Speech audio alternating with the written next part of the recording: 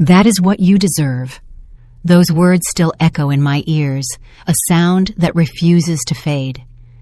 My name is Zenobia Washington. I am 59 years old, and this is the story I kept locked in silence for months, until the silence itself became unbearable. That night, at my son Orion's wedding reception, his new mother-in-law, Serafina, threw a bowl of piping hot gumbo directly into my face.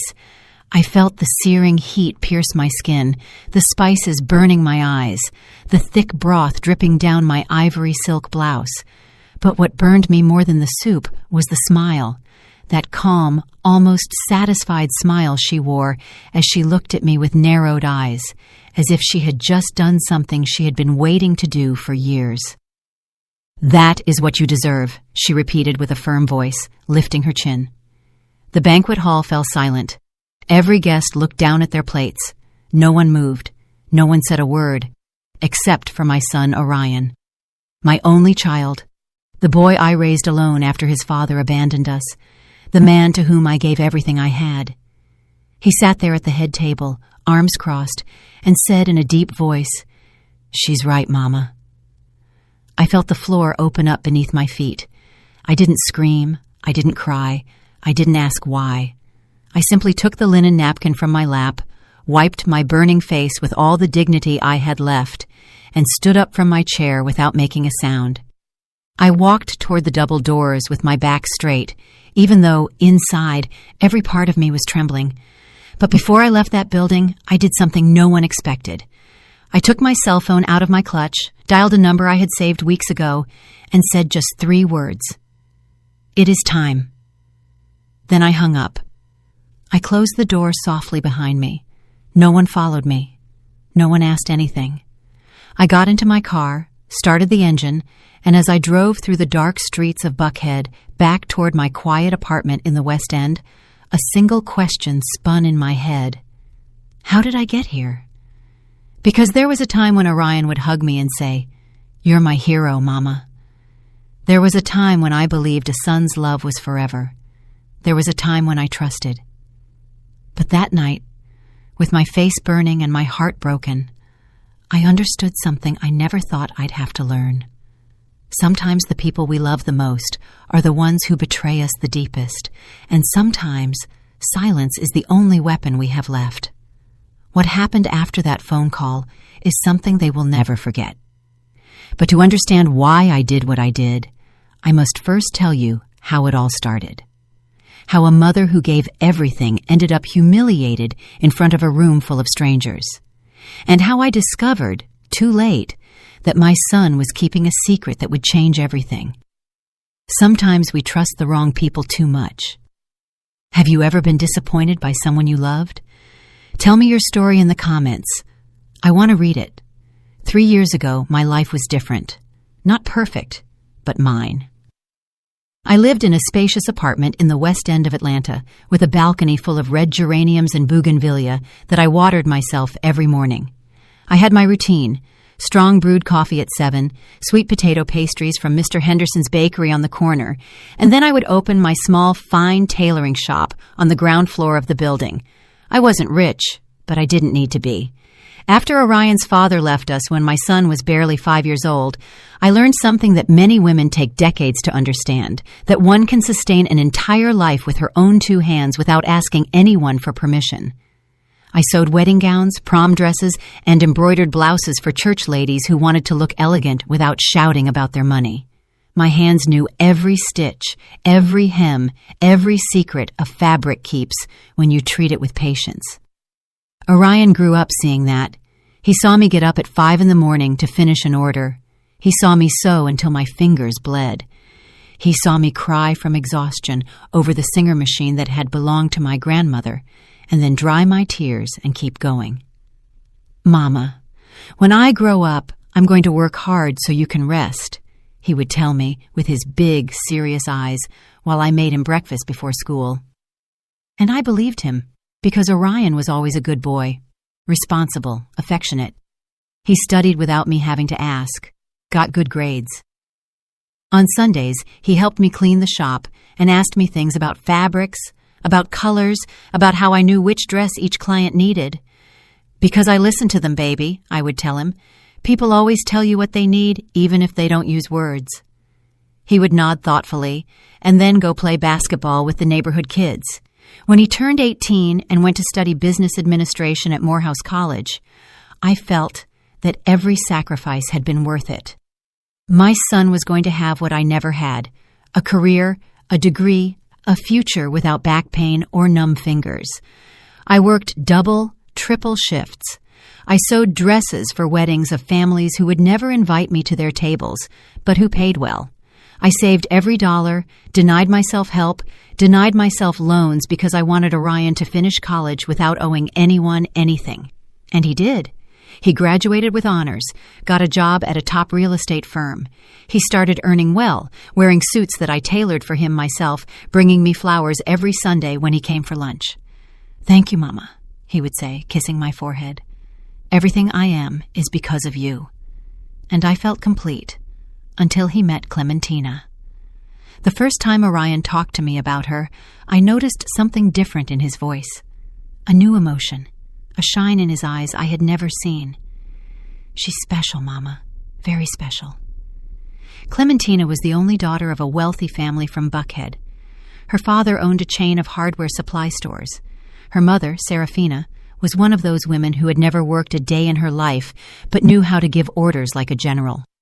When Orion told me he wanted to introduce me to her, I put on my best dress, the navy blue one, with embroidery on the collar that I had made for a distant cousin's wedding. I fixed my hair, put on the pearl earrings that had been my mother's. I wanted to make a good impression. The meeting was at a restaurant in Buckhead that I would never have chosen. Too elegant, too expensive. But Orion insisted. "I want you to get to know each other well, Mama. Clementina is important to me." Clementina arrived in an impeccable white dress and a smile that didn't reach her eyes. She was pretty, polite, but cold.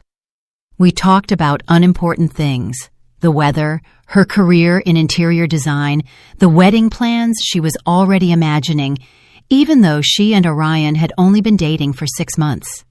I smiled, nodded, asked all the right questions, but something in my stomach twisted when she said, "My mother is anxious to meet you, Miss Zenobia. I've told her so much about you."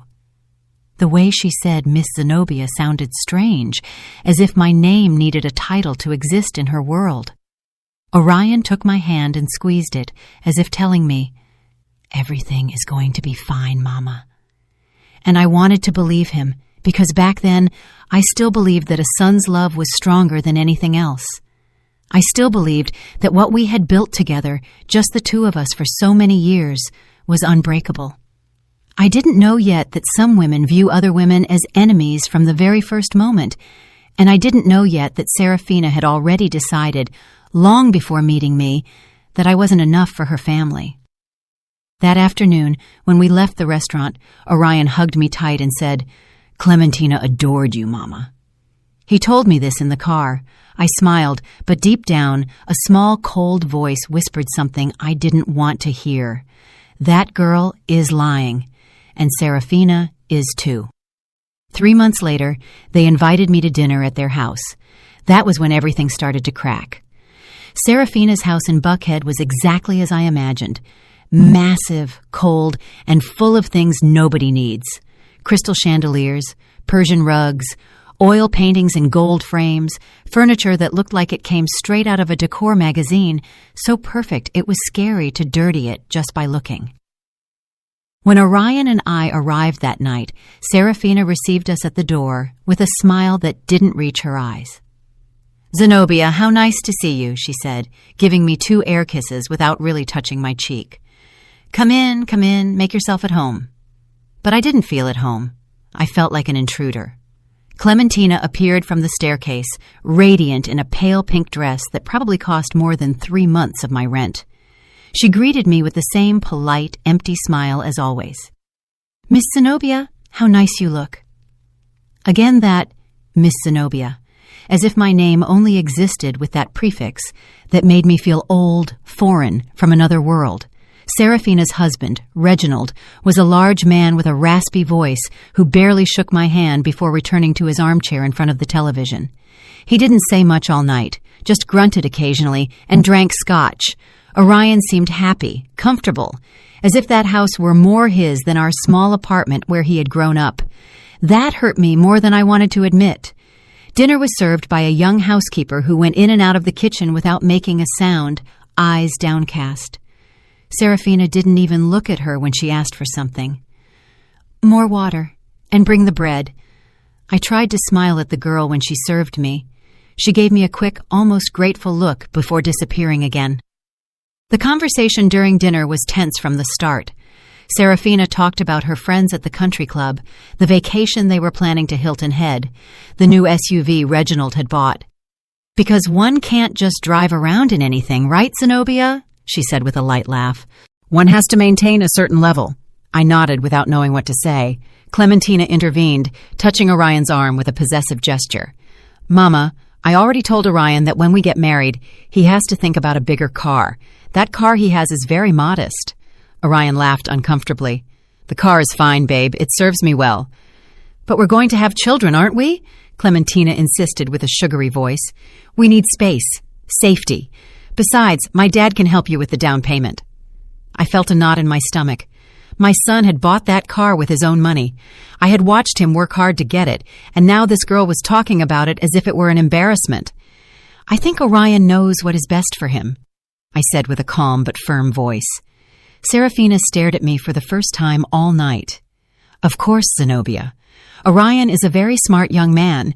That's why I'm sure he'll make the right decisions for his future, for his new family." The way she said, "his new family," was like a silent slap, as if I no longer formed part of that future. Orion said nothing, just kept eating with his head down, and I understood something terrible in that moment. My son was letting them push me aside. Serafina kept talking. "Now about the wedding. Clementina and I are already looking at churches. The wedding will be at the cathedral, of course. It's where my parents got married, my grandparents, the whole family. And the reception at the St. Regis. Nothing too ostentatious, but elegant. Because things must be done properly, right?" I nodded, feeling my throat close up. No one had asked me anything. No one had included me in these plans. It was as if my son's wedding didn't belong to me. "And what do you think, Zenobia?" Serafina asked suddenly with that fake smile. "Do you like the idea?" "It sounds beautiful," I said, forcing a smile.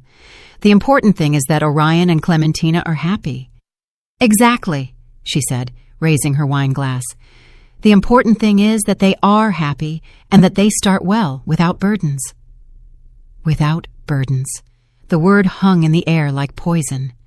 Clementina got up to go to the bathroom. Reginald fell asleep in his armchair, and Serafina took that moment to lean toward me, her voice low but clear. "Zenobia, you seem like a reasonable woman, so I'm going to be direct with you. Orion is a good boy, but he's accustomed to a certain life, a simple life, and that's fine. But now he is going to be part of our family, and our family has expectations." "Expectations?" I repeated, feeling the heat rise up my neck. "Yes, expectations. Clementina needs stability, a husband who can provide, and Orion needs to focus on his future, not on the past." Her eyes bored into me. "The past?" I whispered. "Don't misunderstand me, Zenobia. I know you've done a lot for your son. That is admirable. But now it is time for him to fly alone, without strings, without emotional dependencies." I felt as if she had stabbed a knife into my chest. "I have never been a burden to my son," I said, my voice trembling but firm. "Of course not," she said, smiling. "But now Orion has other priorities, and I am sure that you, as a good mother, will know how to step aside when necessary." I couldn't respond because, at that moment, Clementina returned from the bathroom. Orion started smiling again as if nothing had happened, and the housekeeper brought dessert. Crème brûlée. I didn't taste a bite. When dinner ended, Serafina gave me a small box. "A little detail, Zenobia, so you think of us." Inside was a fine china teacup, white with gold rims. Elegant, expensive, cold. "Thank you," I said, without looking her in the eyes. In the car, on the way back to my apartment, Orion was quiet. So was I. Finally, when we arrived in front of my building, he broke the silence. "Did you like Serafina, Mama?" I looked at him, searching his eyes for the boy he used to be, the boy who hugged me and called me his hero. But that boy wasn't there anymore. "She seems like a strong woman," I said, choosing my words carefully. "Yes," he replied, smiling. "She's incredible. She and Clementina are very close. It's nice to see that." "And us?" I wanted to scream. "We aren't close anymore?" But I said nothing. I just got out of the car, said goodbye with a kiss on the cheek, and walked up the stairs to my empty apartment. That night, while I brewed coffee in my old pot and looked out the window at the city lights, I held the cup Serafina had given me. It was beautiful, perfect. But when I brought it to my lips, I couldn't drink the coffee I had just poured, because that cup wasn't a gift. It was a message. "You don't belong in our world." I left it on the table, untouched, and went back to grabbing my old stoneware mug, the one I had used every morning for years. That one was mine. That one knew the taste of my life. And as I drank my coffee in silence, a question began to grow inside me like a dark weed. How far would this woman go to get me out of my son's life? I didn't know yet, but I would soon find out. While I tell all this, I wonder where you are listening from. Write the name of your city in the comments. The following months were like walking barefoot on broken glass. Every step hurt, but I kept moving forward, smiling, telling myself that everything would be okay, that it was normal, that this is how things are when a son gets married, that I had to learn to let go. But the truth is, they weren't letting me let go. They were ripping me away. Orion started visiting less. Before, he came every Sunday without fail. He'd arrive with pastries. He'd help me move furniture to clean. He'd stay to eat and tell me all about his week. But after that dinner at Serafina's house, the visits became bi-weekly, then monthly, then sporadic, always with the same excuse. "Sorry, Mama. Clementina and I had plans with her family." "Sorry, Mama. Serafina invited us to lunch at the club." "Sorry, Mama. We have to see about the wedding." Always Clementina. Always Serafina, always them. I said it was fine, that I understood, that he was busy. But inside, something was dying little by little. One afternoon, Orion called to tell me that Clementina wanted me to go with them to choose the wedding dress.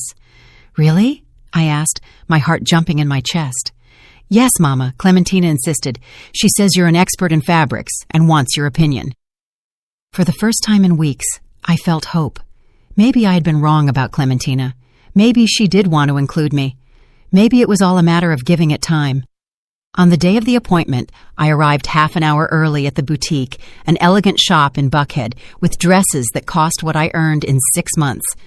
Clementina arrived late, accompanied by Serafina and 3 friends who wouldn't stop laughing and taking photos with their phones.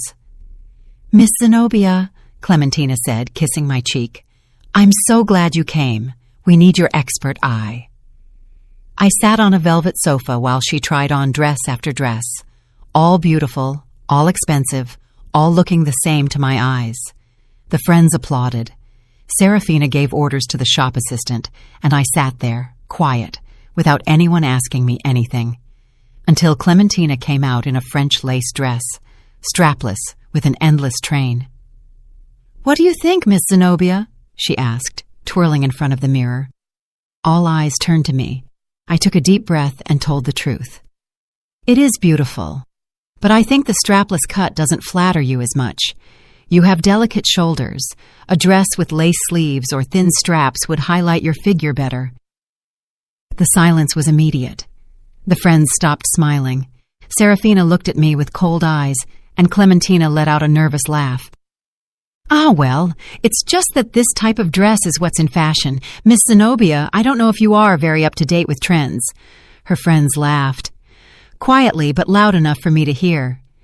Serafina stood up and put a hand on Clementina's shoulder. "My baby, you look spectacular in everything. Don't worry, this dress is perfect. We're taking it." Clementina smiled, relieved. "Yes, Mama, You're right, Mama. Clementina had called Serafina Mama, and she still called me Miss Zenobia. I stayed seated on that invisible velvet sofa while they kept talking about veils, headpieces, and designer shoes. No one asked me anything again. When we left the boutique, Orion was waiting for us outside. Clementina ran to him and showed him photos of the dress. "Isn't it true I'm going to look precious, love?" "You're going to be the most beautiful bride in the world," he said, kissing her. I hung back, clutching my purse, feeling like a shadow. Orion finally saw me. "How did it go, Mama? Did you like the dress?" "It's lovely," I said, forcing a smile. "Thank you for coming. I know this is important to Clementina and to you," I wanted to shout. "It's not important to you that I'm here." But I just nodded. "Of course, baby. That's what I'm here for." Serafina approached, took Orion by the arm, and said in a soft voice, "Orion, will you join us for lunch? We have to talk about the final wedding details." "Of course, Serafina." "Mama is coming too, right?" Clementina asked, looking at me with that polite, empty smile. Before I could answer, Serafina said, "Oh no, my dear. Surely Zenobia is tired.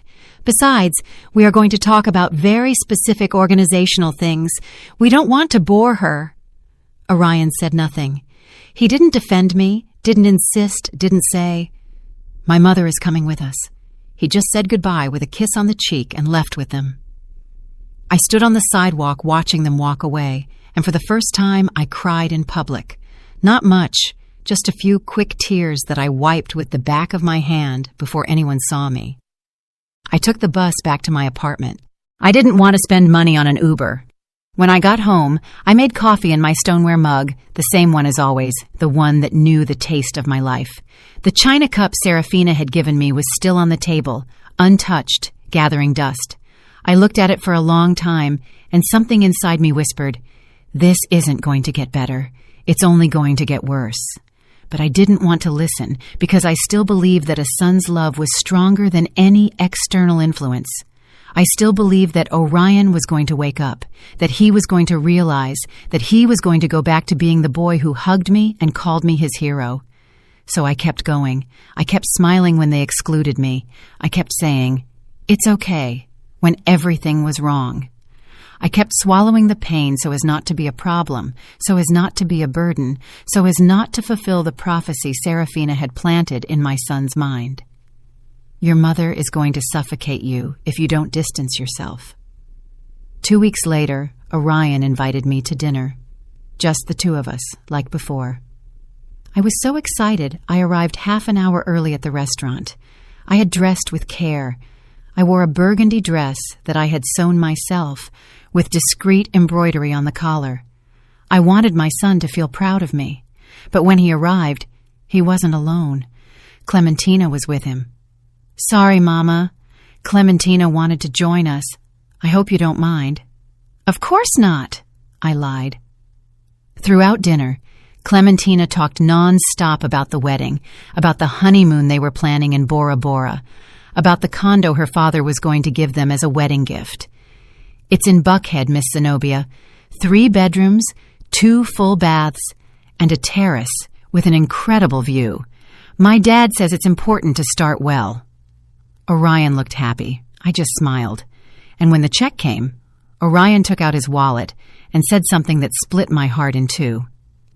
"Mama, can you lend me $2,000? I spent a lot this month on wedding stuff, and I'm a little tight." $2,000. I didn't have $2,000 extra dollars. I barely had enough to pay my rent and the shop expenses, but I took out the money I had saved for the electricity bill and emergencies, and I gave it to him. "Of course, son, don't worry." "Thanks, Mama. I'll pay you back next month." He never paid me back, and I never asked him for it, because in that moment I understood something terrible. I was no longer his mother.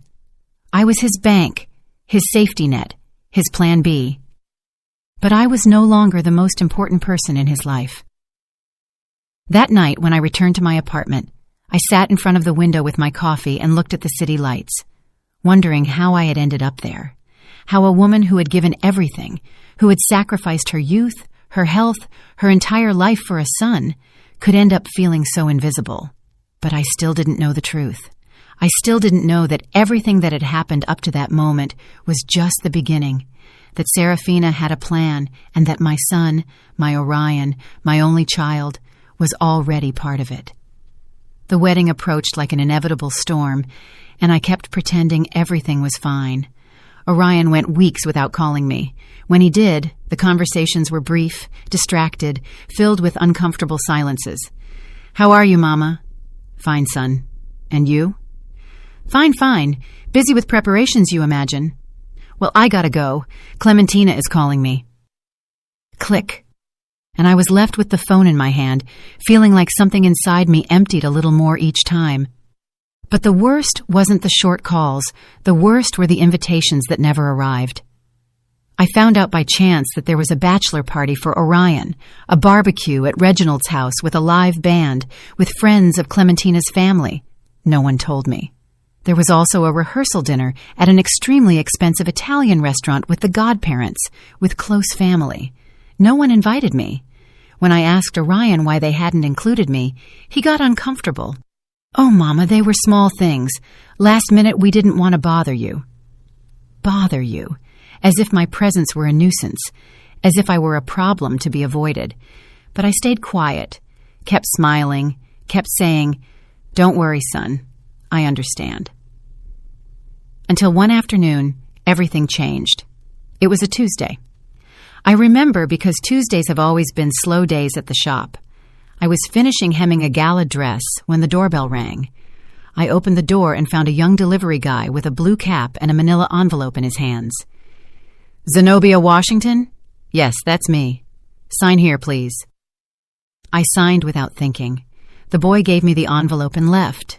I closed the door and looked at the package. It had no return address, just my name handwritten in black ink. Something in my stomach twisted. I sat in the shop chair with trembling hands and opened the envelope. Inside were photographs. Many photographs. At first, I didn't understand what I was seeing. They were images of Orion, my son, in different places. Restaurants, a parking lot, a hotel entrance. But he wasn't alone. He was with a woman, and that woman wasn't Clementina. It was Serafina. I felt the floor move beneath my feet. The first photo showed Orion and Serafina leaving a restaurant. He had his hand on the small of her back. She was laughing with her head thrown back. The second photo was in a parking lot. Orion was opening the car door for her. Their faces were very close, too close. The third photo knocked the air out of my lungs. It was at the entrance of a hotel, the St. Regis. Orion and Serafina entering together. He had a hand around her waist. She was looking at him with a smile I had never seen on her. An intimate smile, a smile of a woman who knows a man's body. I dropped the photographs to the floor. My hands were shaking so much I couldn't hold them. My heart was beating so hard I felt it was going to burst. No, this cannot be real. I picked up the photos with clumsy fingers. I looked at them again and again, looking for some logical explanation. Maybe it was a business lunch. Maybe Serafina needed help with something. Maybe... But there were more photos. Orion kissing Serafina's cheek, too close to her lips. Serafina adjusting Orion's tie with her hands on his chest. Both of them entering an apartment, an address I didn't know. And the last photo, the one that made me let out a moan I didn't know I had inside. Orion and Serafina on a balcony at night. He was hugging her from behind. She had her eyes closed, leaning against his chest, like two lovers who have shared something forbidden. I got up from the chair, stumbling. I ran to the bathroom and vomited. I threw up everything I had inside until only dry heaves remained and a bitter taste in my mouth. I stayed there, kneeling in front of the toilet, crying uncontrollably. My son, my only son. The boy I raised alone. The boy to whom I gave everything. The boy who called me his hero. He was having an affair with his fiancée's mother, with a woman 20 years his senior, with a woman who had humiliated me time and time again, and suddenly everything made sense. That's why Serafina hated me so much. That's why she had wanted me out of Orion's life from the beginning. It wasn't because I was poor or simple or from another world. It was because I was her rival, the true mother, the one who knew Orion from before, the one who could see what she had made of him. And that's why Orion had abandoned me. Not for Clementina, for Serafina, for that woman who had seduced him, manipulated him, turned him into her toy. I stayed on the bathroom floor for who knows how long, crying, shaking, feeling everything I thought I knew about my life crumble. When I finally managed to get up, I washed my face with cold water and returned to the shop. The photographs were still there, scattered on the chair. I picked them up one by one with hands that no longer trembled because the shock was giving way to something else. Something cold, something hard, something I didn't know existed inside me. I put the photos back in the envelope and sat in front of my sewing machine, looking at the black thread hanging from the needle. I thought about all the times Serafina had humiliated me. I thought about all the times Orion had ignored me. I thought about the wedding approaching, about Clementina, that poor girl who had no idea her fiancé was sleeping with her own mother. And I thought about me, about the woman who had worked until she bled to give her son a better life, the woman who had swallowed insults and scorn without saying a word, the woman who had believed a son's love was forever. That woman was dead, and in her place stood someone new, someone who was no longer going to stay silent. I took my phone and dialed a number I had saved months ago when a client had told me about a private investigator who had helped her discover her husband's infidelity. "Good afternoon. This is Zenobia Washington. I need your services." The voice on the other end was professional, neutral. "Tell me how I can help you, Ms. Washington." "I need more information, more proof, dates, places, everything you can get on two people, their names, Orion Washington and Serafina Vance." There was a pause. "Any relationship between them?" "Yes," I said, with a voice that no longer trembled. "He is my son, and she is his fiancée's mother." Another longer pause. "I understand. And what do you plan to do with the information, Ms. Washington?"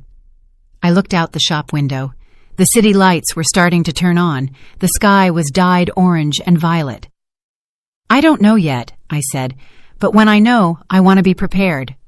I'll email you my quote. And Ms. Washington, yes, some truths hurt more than the lie. Are you sure you want to know?" I closed my eyes. I thought of my son, of the boy he had been, of the man he had become, and I said something I never thought I would say. It no longer matters what hurts. I need the truth. I hung up the phone, made myself a coffee in my stoneware mug, and waited. Because now I knew that the wedding wasn't the end of this story. It was just the beginning, and I was no longer going to be the silent victim. I was going to be the woman who knew, the woman who waited, the woman who, at the right moment, would make a single phone call and everything would crumble.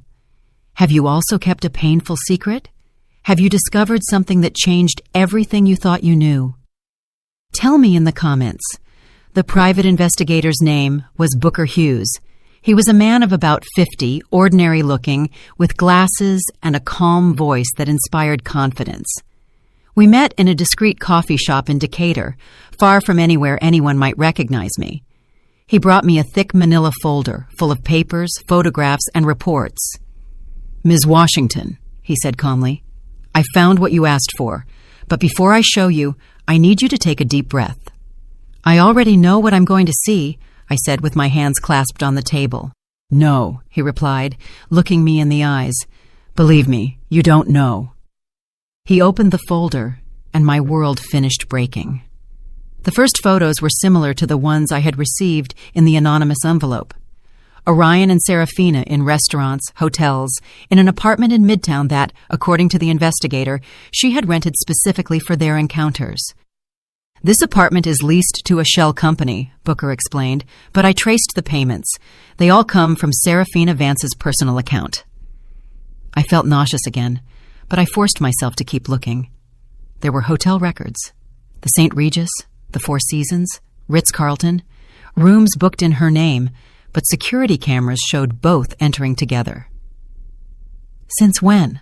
I asked, with a voice I barely recognized as mine. Booker turned several pages and pointed to a date. The first record I found is from 1.5 years ago. 1.5 years. My son had been sleeping with his fiancée's mother for 1.5 years, since before he and Clementina got engaged, since before I met that family. There's more, Booker said with a grave tone. He showed me bank statements, transfers from Serafina's account to Orion's account, large amounts, 10,000 here, 20,000 there, 50,000 on one occasion.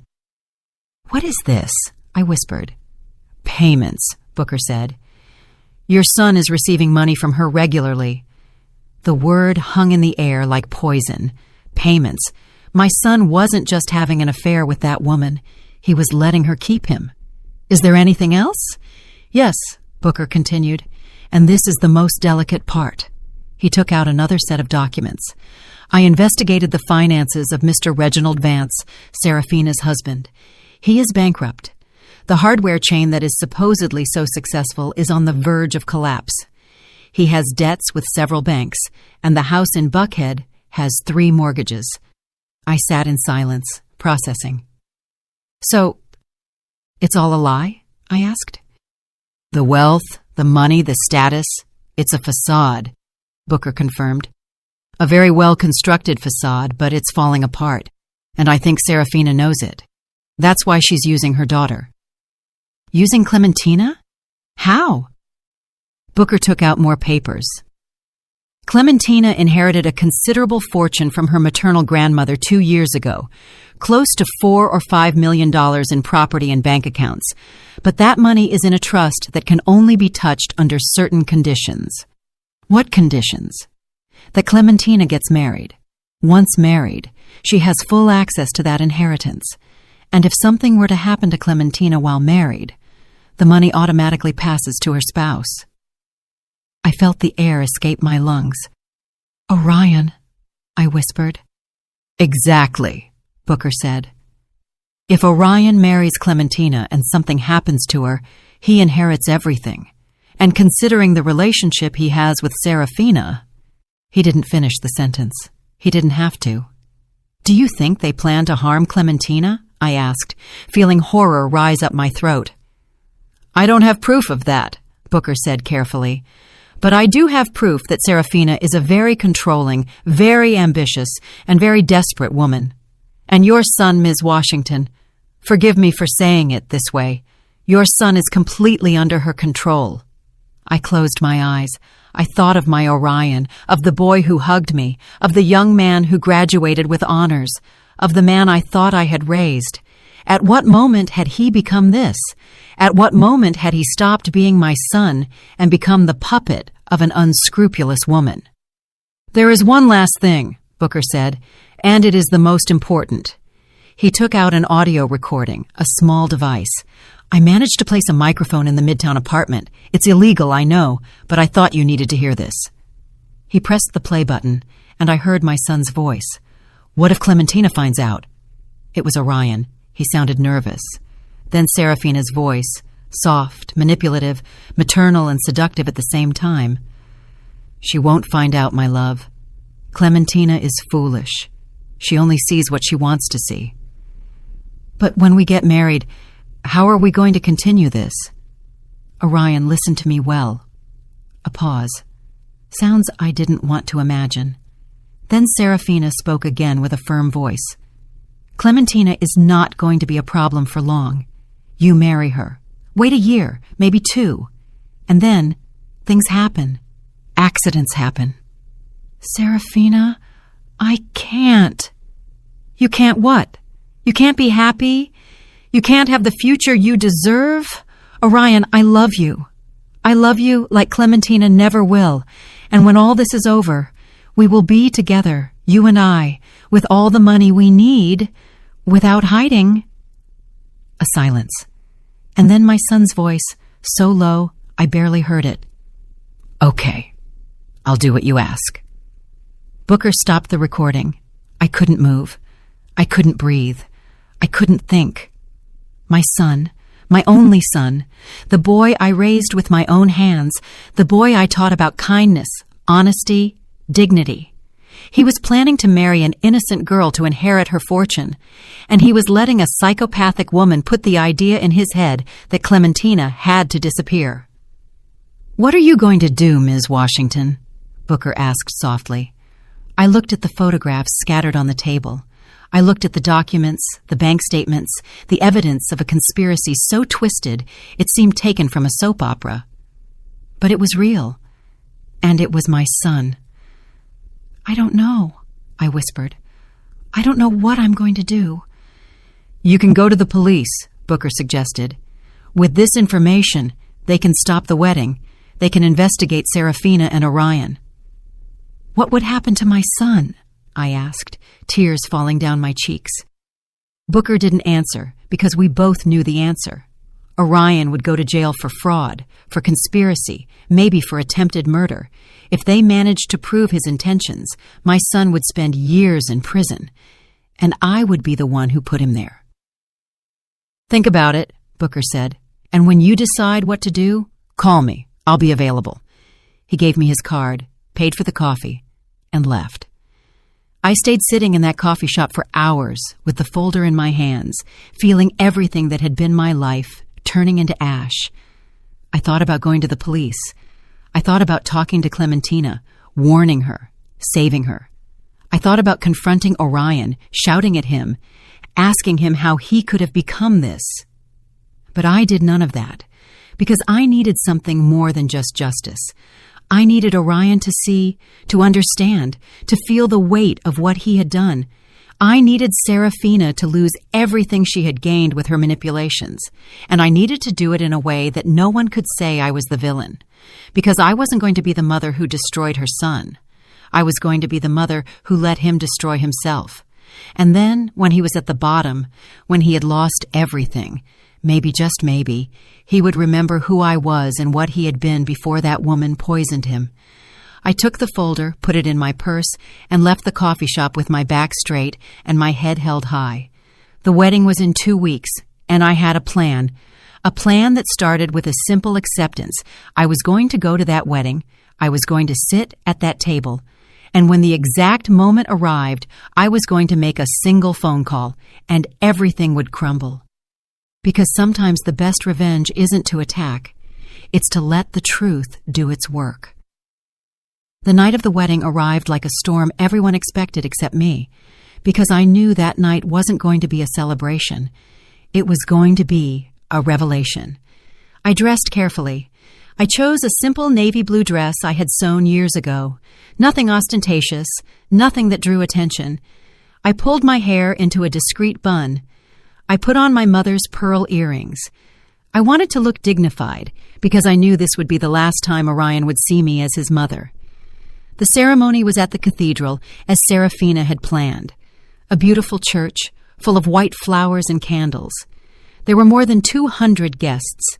Elegant people, moneyed people, people who looked at me sideways wondering who that simple woman sitting alone in the 5th row was, because they hadn't even given me a seat in the front rows. Clementina's family occupied the entire right side of the church, and on the left side, where the groom's family should be, there were only 3 of us, me, a distant aunt of Orion's who barely knew him, and a cousin who came more for the free food than for affection. That was all that was left of our family. When Orion walked to the altar, my heart skipped a beat. He looked handsome, elegant, mature, in a dark gray suit I knew he hadn't paid for, with his hair perfectly combed, with a nervous but happy smile. For a moment, just for a moment, I saw the boy he used to be again, and I almost regretted what I was about to do. Almost. But then I saw Serafina. She was sitting in the front row in a champagne-colored dress that screamed money, her hair perfectly styled, her jewels shining under the candlelight, and when Orion passed in front of her on his way to the altar, Serafina shot him a look I knew very well, a look of possession, a look that said, "You are mine." And Orion responded with a small, complicit, intimate smile just before standing at the altar to wait for his bride. I felt bile rise in my throat. Clementina walked in on her father's arm. She looked beautiful, innocent, radiant. The strapless dress she had chosen, despite my advice, fit her well.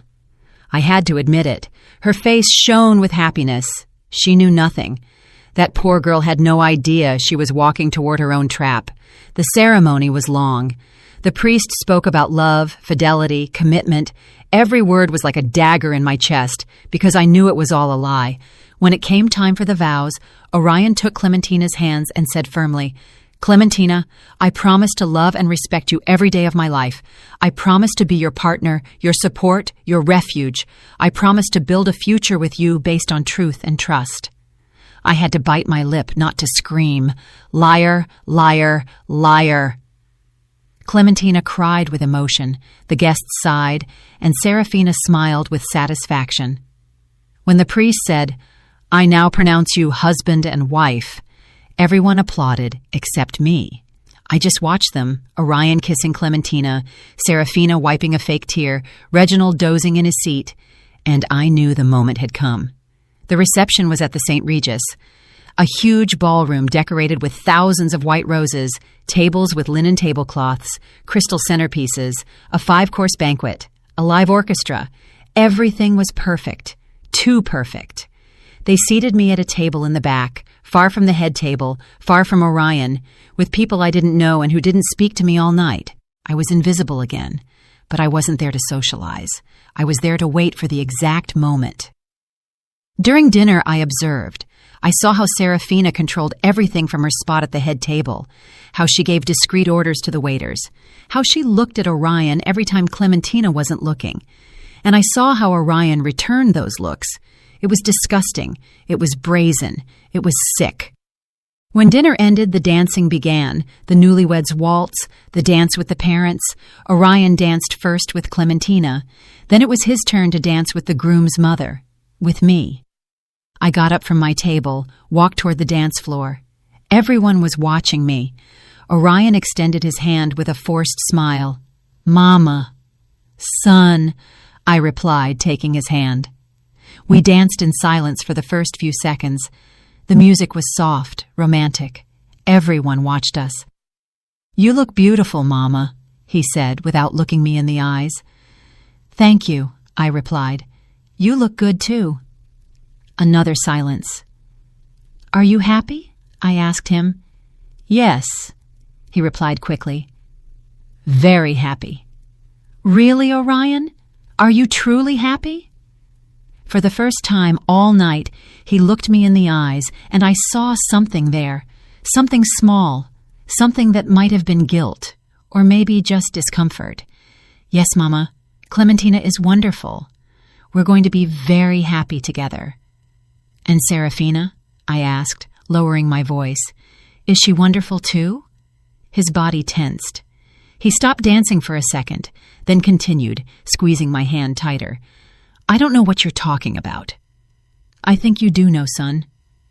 "Mama, this isn't the moment." "When is it going to be the moment, Orion? When? After something happens to Clementina? After you inherit her money?" He stopped completely, let go of me, looked at me with hard eyes. "What did you say?" "I know everything, Orion. Everything." The music kept playing, but we weren't dancing anymore. People started looking at us, whispering. "You don't know anything," he said in a low, threatening voice. "You're inventing things." "I have photographs. I have hotel records. I have bank statements. I have recordings." His face went pale. "Mama, what did that woman do to you, Orion? What did she do to turn you into this?" "You don't understand," he exploded, raising his voice. "You're never going to understand." The music stopped. Everyone was staring.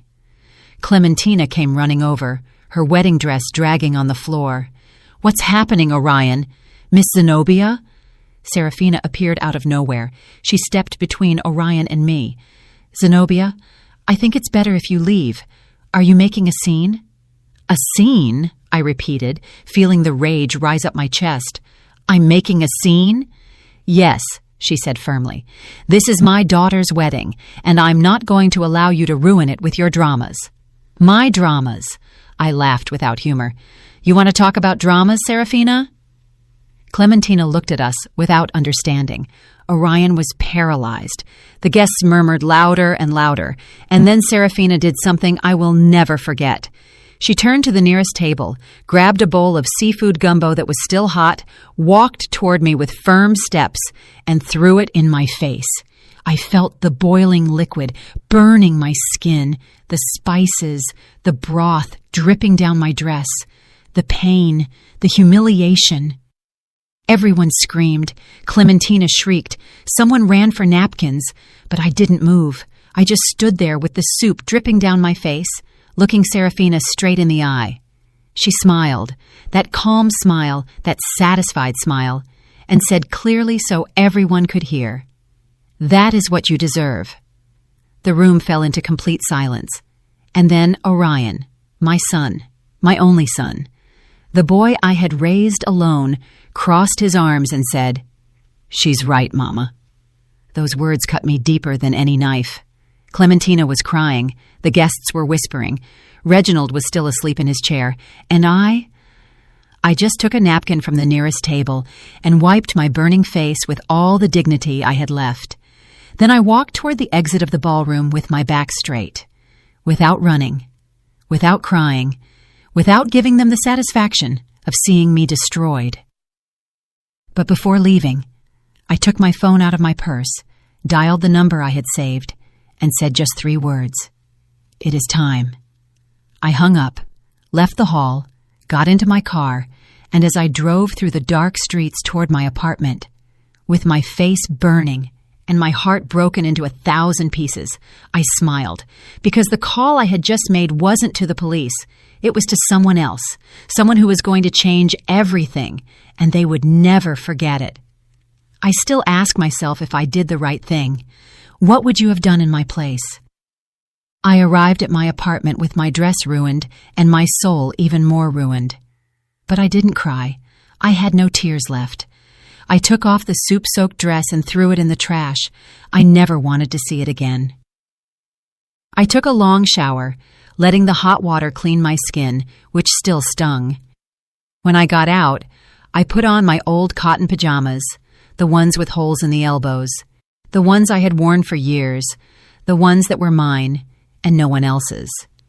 I made coffee in my stoneware mug, the same one as always, and sat in front of the window to wait, because I knew the call I had made was going to have consequences, consequences that would start that very night.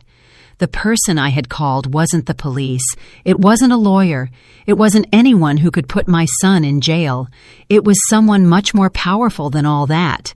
It was Clementina's grandfather, Cornelius Estrada, Clementina's mother's father, the man who had left those millions in trust for his granddaughter.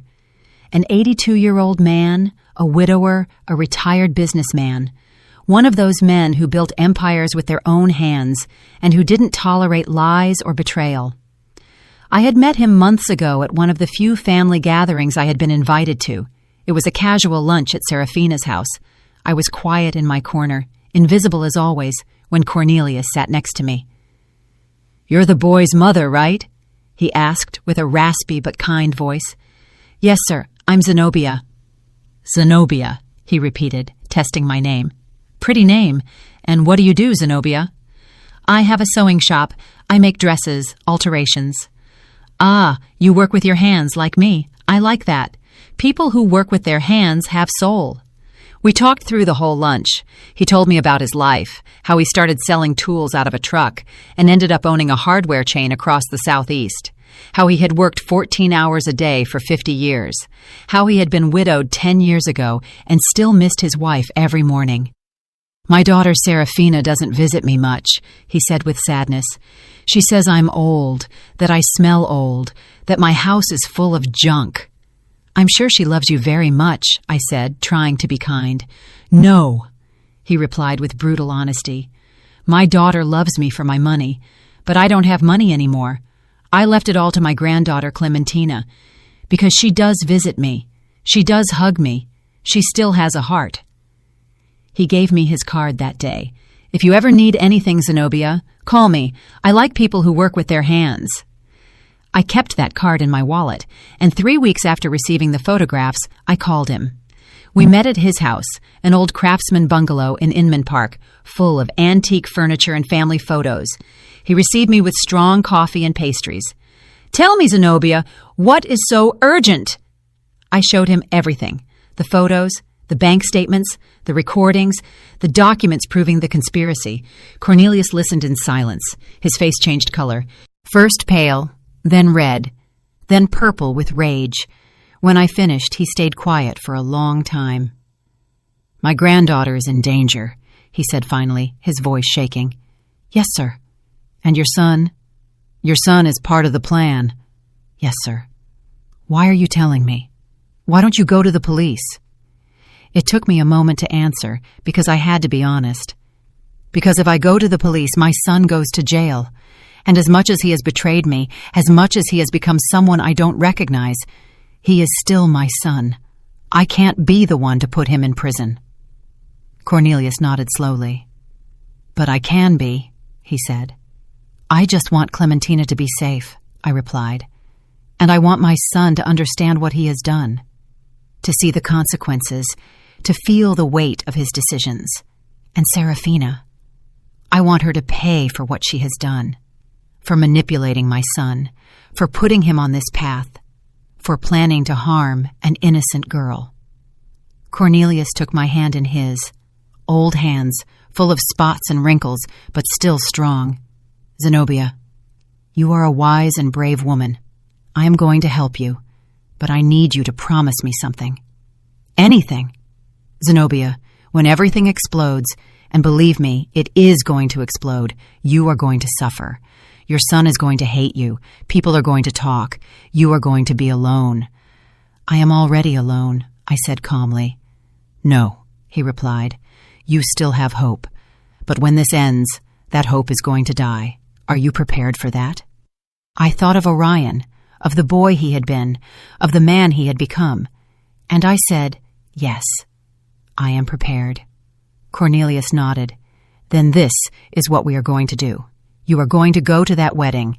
You are going to behave normally, and when the moment comes, when they show their true face, you call me, and I will do what I have to do." "What are you going to do?" "First, I am going to get Clementina out of that house that same night. I have lawyers. I have doctors. I am going to prove my daughter is incapable of caring for her own daughter. I am going to get a protection order. And the money, the trust, will be frozen immediately. Neither Clementina nor anyone else will touch that money until a judge decides what to do. And believe me, with the proof we have, the judge will decide in my favor." "And Orion?" Cornelius looked at me with sadness. "Your son won't go to jail because technically he hasn't committed a crime yet. He is just a fool who let himself be manipulated by an unscrupulous woman. But he is going to lose everything: the marriage, the money, the family, the reputation. He is going to be left with nothing." "Good," I said firmly. "That is exactly what he deserves." And that was how we arrived at this moment. Me sitting in my apartment, drinking coffee, waiting. At 11:00 p.m., my phone rang. It was Cornelius. "It is done, Zenobia." "What happened?" I arrived at the St. Regis with my lawyers and 2 police cars.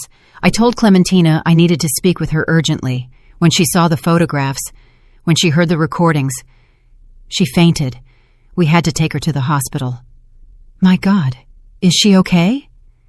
"Physically, she is fine, but emotionally, that girl is destroyed." "I'm so sorry." "It's not your fault, Zenobia. It is my daughter's fault and that boy's fault." "What happened with Orion and Serafina?" Orion tried to explain, tried to say it was all a lie, but when he saw the proof, he fell silent. He stood there in his groom's suit, surrounded by guests who were whispering and pointing at him without saying anything. And Serafina, that woman. Cornelius's voice filled with contempt. That woman tried to deny everything, said the photos were edited, the recordings were fake, that it was a conspiracy against her. Did they believe her? Of course not. The scandal was monumental. Guests went running.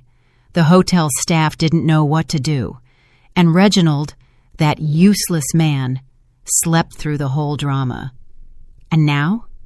Now Clementina is under my custody. We are going to annul the marriage. It was the same night, so legally, it's as if it never existed. The trust is frozen, and I filed a complaint against Serafina for fraud, extortion, and conspiracy to commit murder. Is she going to jail? God willing, yes. The lawyers say we have a solid case. Thank you, Cornelius. Thank you for protecting Clementina. No, Zenobia.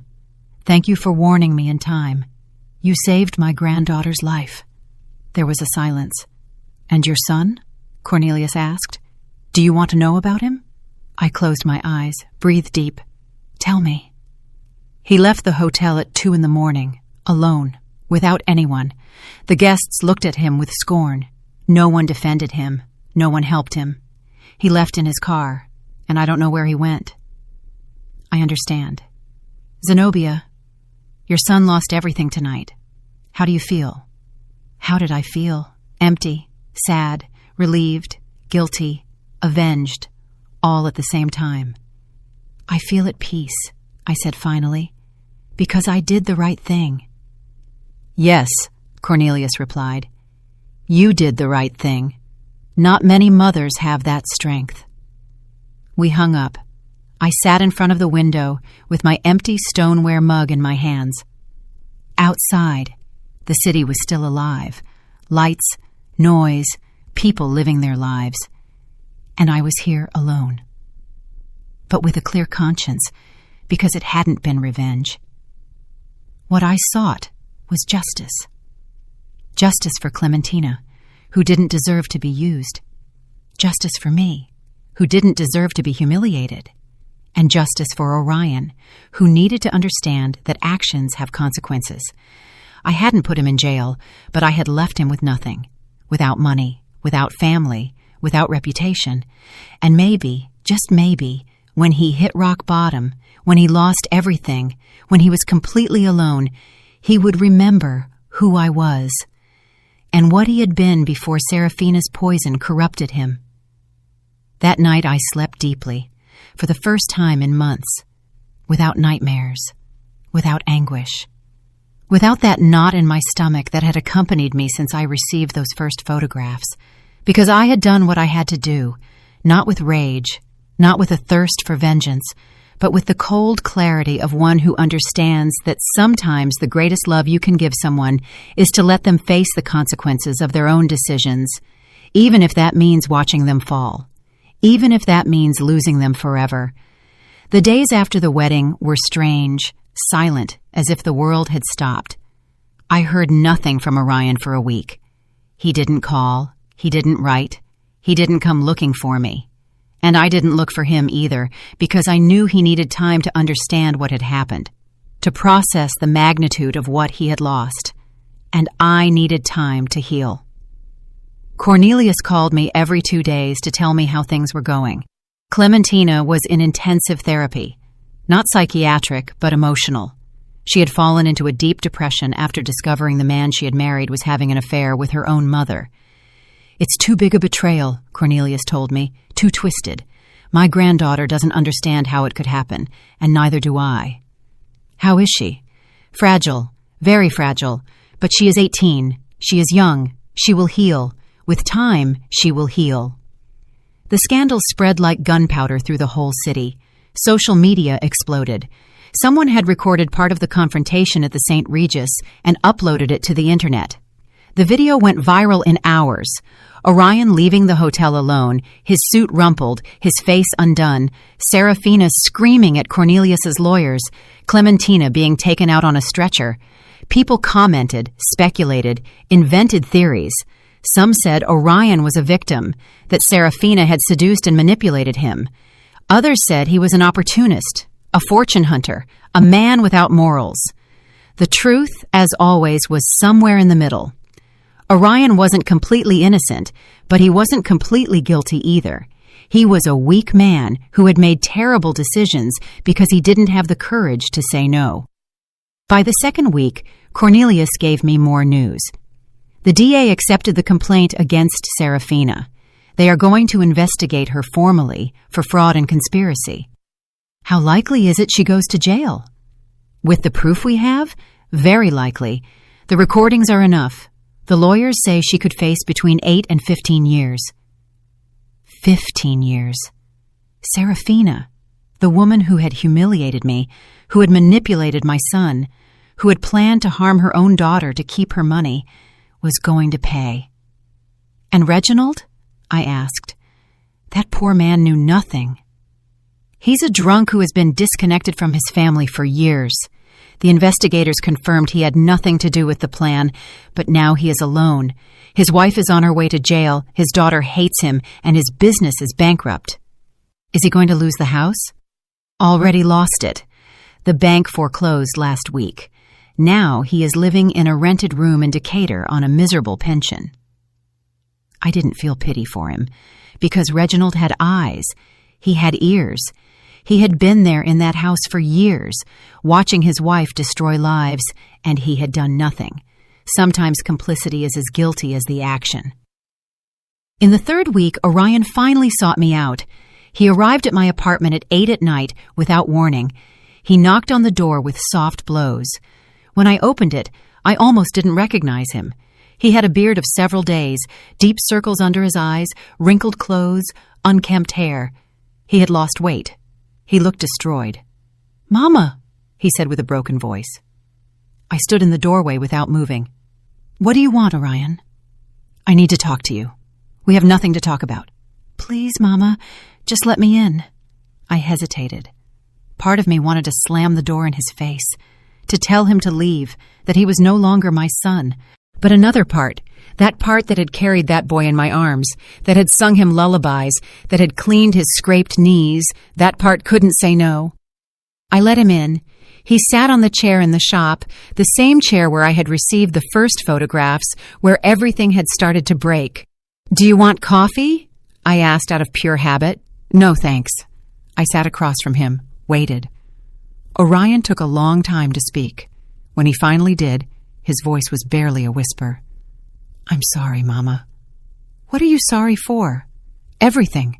Everything I did. Everything I did to you." "And Clementina? Are you sorry for her too?"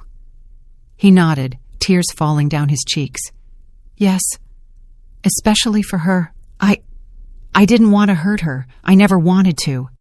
"But you did," I interrupted with a cold voice. "You planned to marry her to steal her inheritance. I heard the recording, Orion. I know what you said. It wasn't me talking. It was Serafina." "Are you going to blame Serafina for your decisions?" "She manipulated me, Mama. She made me believe that I was worth nothing without her, that you had raised me to be mediocre, that I deserved more." Every word was like a dagger. "And you believed her?" "Yes," he whispered. "I believed her." "Why, Orion? Why did you believe her and not me?" "Because she gave me what you never could." "Money, right?" "Well, yes, but not only that. She gave me attention. She made me feel important. She made me feel like I was special." "I made you feel special too." "No, Mama, you made me feel guilty." I stared at him.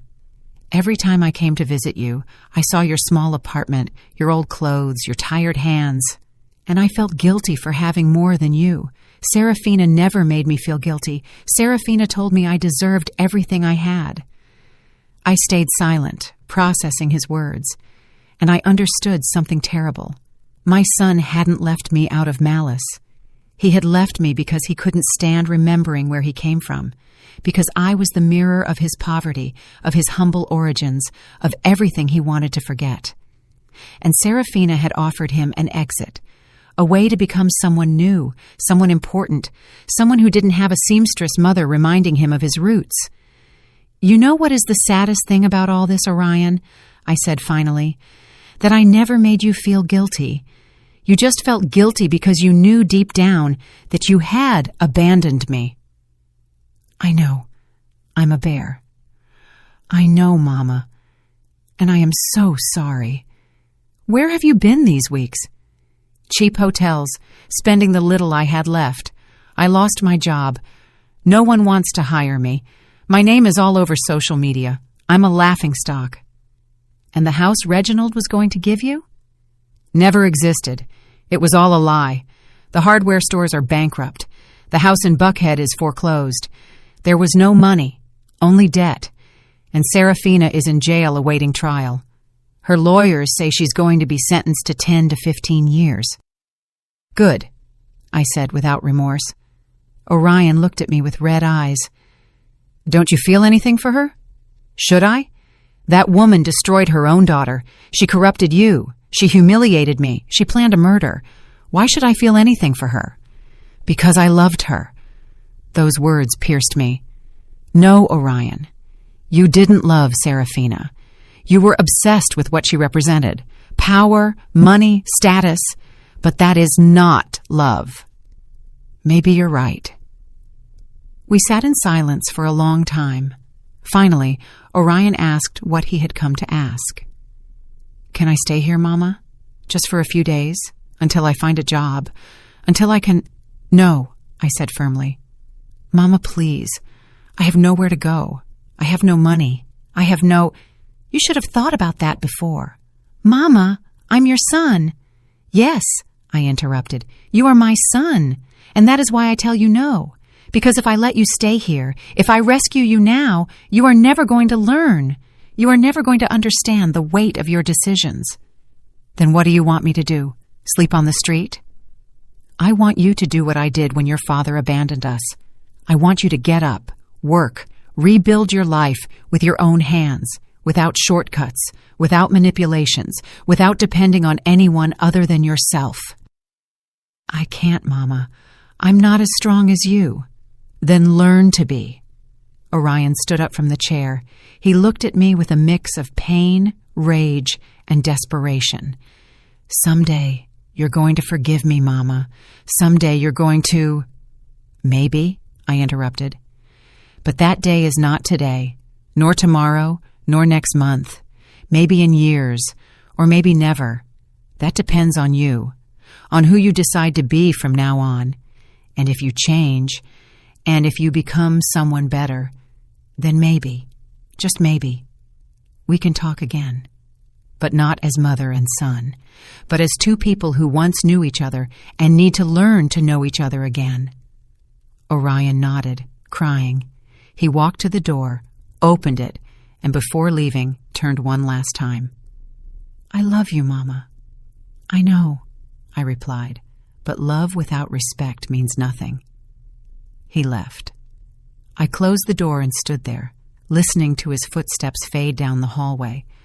I didn't cry because there was nothing to cry about. I had done the right thing, the hardest thing, the most painful thing, but the right thing. That night, while I drank coffee in my stoneware mug and looked out the window, I thought about everything that had happened, about how Serafina, that woman who believed herself so powerful, so smart, so superior, had ended up alone in a cell, about how Reginald, who had hidden behind alcohol for years, had lost everything he once had, about how Orion, who had sought wealth and status at any cost, had ended up with nothing, no money, no family, no dignity, and about how I, the humble woman, the seamstress, the mother no one respected, was still here, with my small apartment, with my shop, with my tired hands, with my stoneware mug, but with something they never had: peace. Because life always collects its debts, not with violence, not with vengeance, but with time, with patience, with the silent justice that arrives when you least expect it. Serafina had called me crazy once. Years later, I knew she was alone in that cell, looking at blank walls without visitors, without love, without anything. And I wondered if in that moment, in that terrible void, she finally understood what she had lost. Not the money, not the status, but her humanity, her soul, everything that makes a life worth living. And Orion, my poor Orion. Maybe someday he would understand that true wealth is not in what you have. It is in who you are, in how you treat people, in the dignity with which you face your mistakes. But that day hadn't arrived yet, and I couldn't wait for it, because my life, my precious life, kept moving forward, with or without him. 2 years have passed since that night. 2 years since I saw my son leave my apartment without a dime in his pocket and without a place to go. 2 years since I decided that the greatest love I could give him was to let him face the consequences of his own decisions. And in these 2 years, I have learned things I never thought I would have to learn. I have learned that silence can be more powerful than 1,000 words, that dignity is not negotiated, that forgiveness does not mean forgetting, and that sometimes letting go of someone you love is the bravest act you can do. My life has changed, not in spectacular ways. I didn't become rich. I didn't move to a big house. I didn't stop sewing. But it changed where it matters, in the deep, in the soul. I still live in my apartment in the West End. I still work in my shop. I still brew my coffee every morning in the same stoneware mug I've used for years. But I no longer feel invisible. I no longer feel small. I no longer allow anyone to make me feel less than I am. Because I understood something fundamental. A person's worth is not in how much money they have, or in what neighborhood they live, or who they associate with. A person's worth is in their capacity to remain standing when everything crumbles, in their capacity to choose the right thing even if it hurts, in their capacity to forgive themselves for not having been perfect. Cornelius became a very dear friend. He comes to visit me every 2 weeks. He always brings pastries from his favorite bakery and coffee he prepares himself in his old house in Inman Park. We sit in the shop among scraps of fabric and spools of thread and talk about life, about what it has been like raising children in difficult times, about how it hurts to see the people we love take wrong paths, about how old age teaches you that in the end the only thing that matters is being able to look in the mirror and recognize the person you see. Clementina asked about you last week, he told me on his last visit. Yes? I asked, surprised. How is she? Better, much better. She finished therapy last month, started studying psychology, says she wants to help other women who have gone through what she went through. I'm so glad to hear that. She wants to meet you, Zenobia, says she wants to thank you for saving her. I felt a knot in my throat. I didn't save her. I just did what I had to do. That is exactly what saving someone means, Cornelius replied, with a sad smile.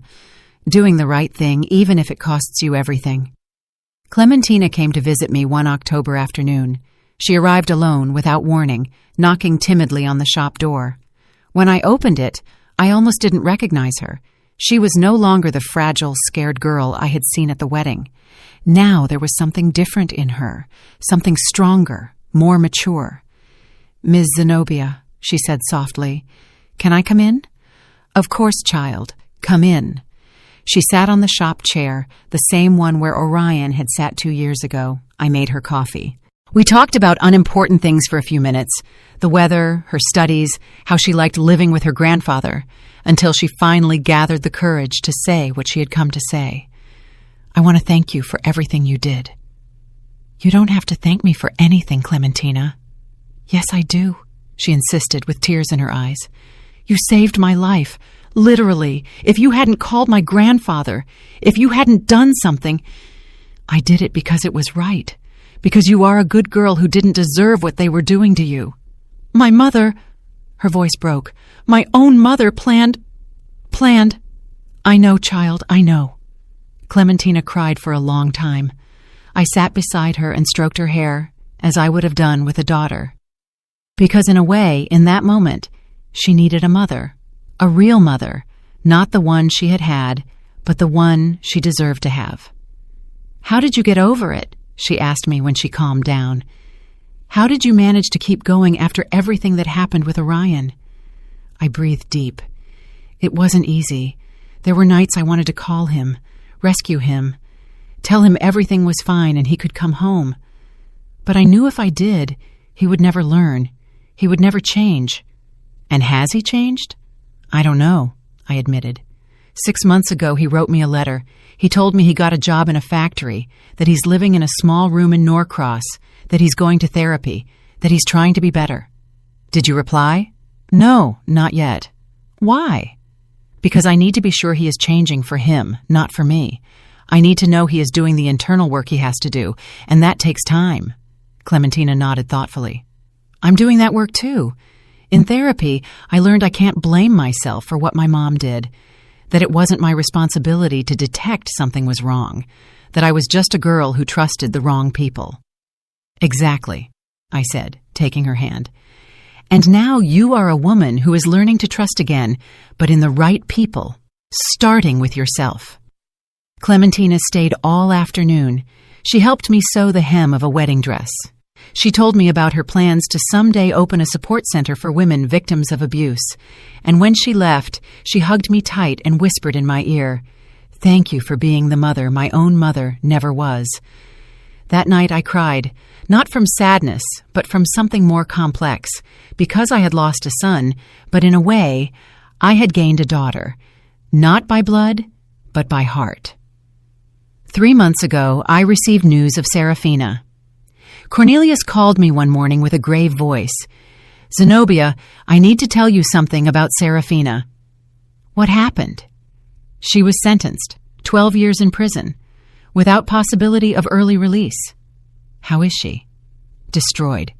Physically, she has deteriorated a lot. No one visits her, not even Reginald. She's completely alone. And how do you feel about that?